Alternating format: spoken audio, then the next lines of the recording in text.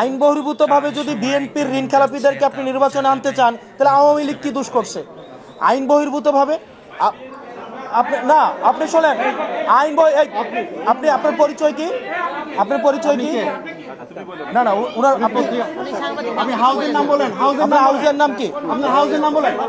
না না না,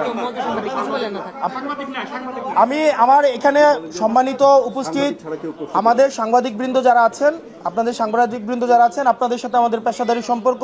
আপনারা নিরলসভাবে পরিশ্রম করে যান, আমাদের বার্তা আপনাদের মাধ্যমেই জনগণের কাছে পৌঁছায় এবং বস্তুনিষ্ঠ এবং নিরপেক্ষ সাংবাদিকতার মাধ্যমেই 5ই আগস্টের পরে এবং পূর্বে আপনারা ইতিমধ্যেই আপনারা দৃষ্টান্তকারী, আপনারা উদাহরণ সৃষ্টি করছেন। কিন্তু আমি আপনার কাছে আপনি মানে হাউজের নাম বলে প্রশ্ন করলে সেই প্রশ্নটা হচ্ছে গ্রহণ করতে ভালো, এবং সেক্ষেত্রে আমার পেশাদারী সাংবাদিকরাও একমত হবেন বলে আশা করি। আপনার হাউজের নাম কি?